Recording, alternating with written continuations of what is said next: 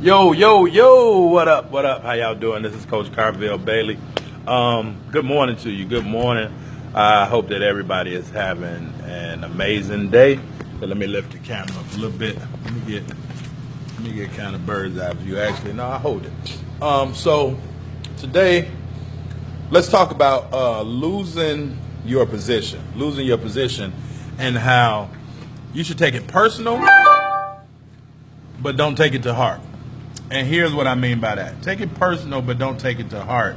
Um, Losing your position or your spot in the rotation can be very, very, very, very difficult for some to deal with.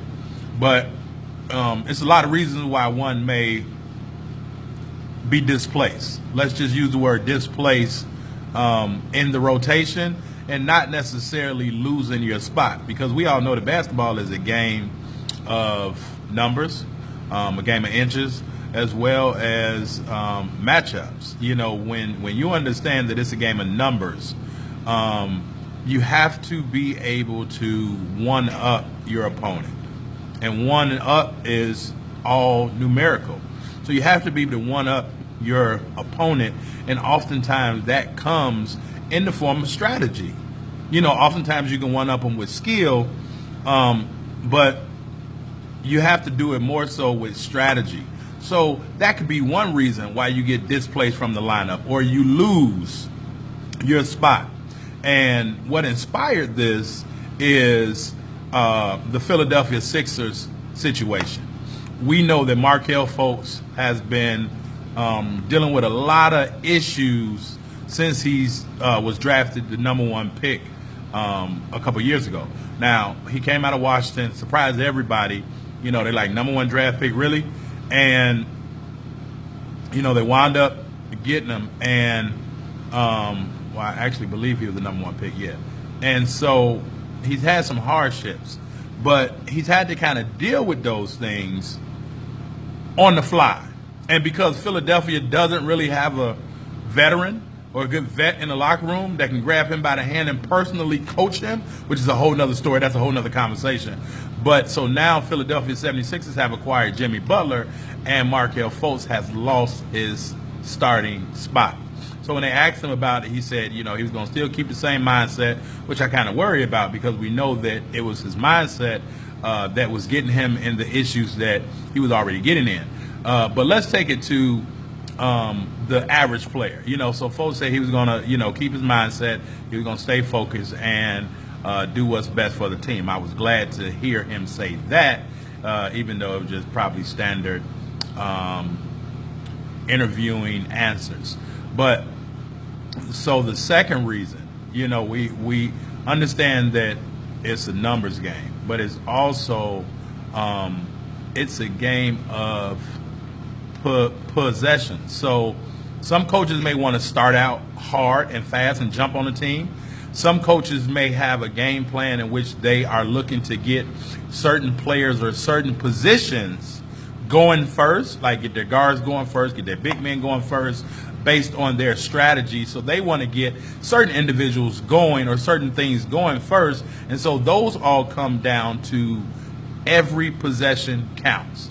And so if we want to start early, we may, you know, put a different lineup in based on who we're playing. It all goes back to who we're playing, and that's kind of, I don't want to skip over the second part, but it goes, the second and the third part goes hand in hand with each other, because a game of matchups, you have to understand that you have to put the best people on the court based on that matchup. So for youth players, youth coaches, parents of players, you have to understand that just because your kid loses their spot on the team or in the lineup, they should take it personal, but they shouldn't take it to heart. And here's what I mean by that. Take it personal and knowing that for some reason, something about me didn't necessarily fit with the game plan that the coach had in play.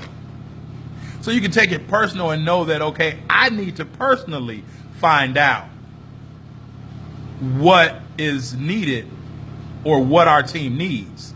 And so listen to what I'm saying. Take it personal enough to find out what is it that our team needs that I don't have. And you may not have that. So that's what I mean by you can't take it to heart. If we're playing a bigger lineup and I want to start a bigger team and then I take someone out the lineup, okay, you can take it personally. You know that maybe I need to get stronger, so it doesn't matter my size. I can still guard whatever other position that the coach needs me to guard, or I'm not, fast enough. We're trying to run today, so maybe I need to get fast. To get personal that way, but don't take it to heart. And now you get mad at your teammates. Now you get mad at the coach in a negative way. If you're going to get mad at the coach, get mad at the coach and want to prove him wrong. Like get in the weight room or, get on the track, whatever you need to do to improve that thing that you were missing that caused the coach to remove you out of the lineup. You got to take it personal. Like you have to find out what is it that I couldn't provide for the team. And if you can't provide it for the team, that's okay. That's why it's like 15 players on the team. So you can't take it to heart, and this is what happens a lot in sports and in the locker rooms. And this is one of the big issues that everybody has with Jimmy Butler, and this is one of the big issues that Philadelphia has because they don't really have any veterans that can help these young guys.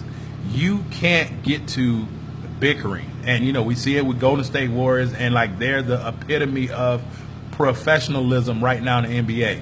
So you're going to have some of that inner bickering. That's normal. But if you take it to heart, and now you have a hardened heart, and now you don't like anybody on the team because you lost your spot, or you was shuffled or moved around in the rotation, like we still got a whole season to play. We still got things that we have to do in order to be successful. Lester, what up? D say Jimmy not the answer. No, he's not the answer, but Markelle Fultz is, I don't want to use the word like a ticking time bomb, even though I just did, but Fultz is like, he's concerning to me because he was already dealing with his mind state and his mindset. And now, with playing, and now he loses it. And, this can be big. And so I wanted to talk to youth players or high school players and parents, if parents are on here, so that they can understand that, like, I've removed several people. Like, it was almost, I've had seasons to where I never had a consistent starting lineup. One, that tells everybody on the team that you get what you earn. You do the work, the results will come. But also, I don't understand what the infatuation is with younger players to where they have to start. They want to start. They have to, like starting isn't the end all be all. Everybody want to start. Everybody want to start. Wes, what up, baby? But it isn't about just like starting. And when players can understand that it's not about starting the game, it's about finishing the game. And so many people have a hard time with understanding that. Yeah, I start. Okay, Wes. But you can start a player and then take them out as soon as the horn, as soon as the ball is thrown up. But so many people and parents are concerned with who's starting. But here's like a trick for coaches to look at, for players to look at, for parents to look at. The coach has at the end of the game who's really important. But again, it all comes down to those three main points: matchups, possessions, and numbers. Based on the numbers, the fouls, or where's the possession arrow, whatever, we have to take that into account when we're going throughout our lineup. We have to take into account how many possessions do we need to blow this game away or to catch up.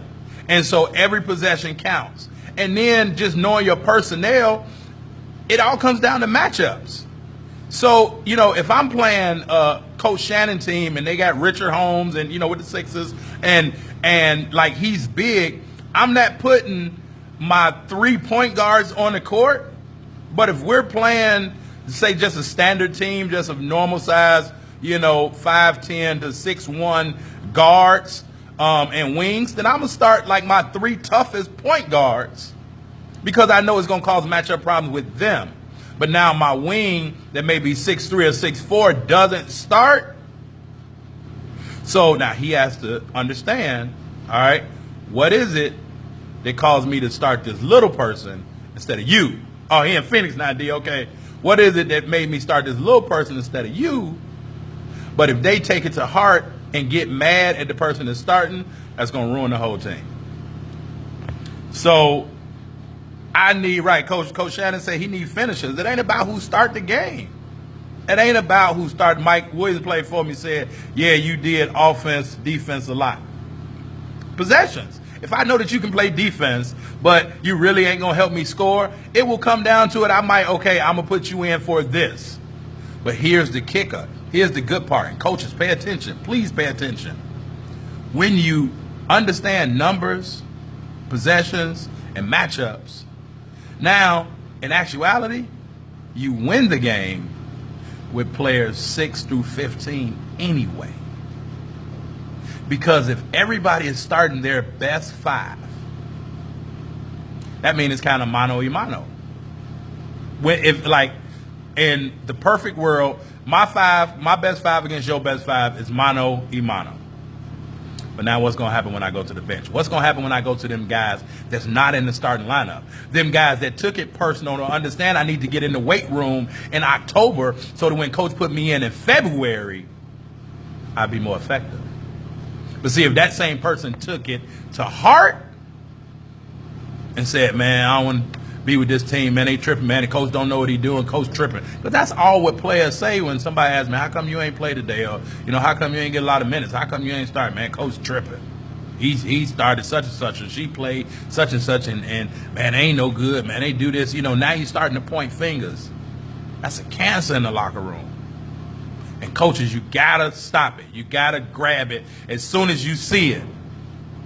But also, why not explain to your team when we talk about building that culture, explain to your team at first what may cause them to come out the rotation.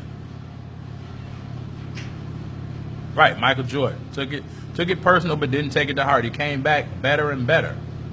So that was the bell, and I got to go. Didn't get a chance to get on here yesterday.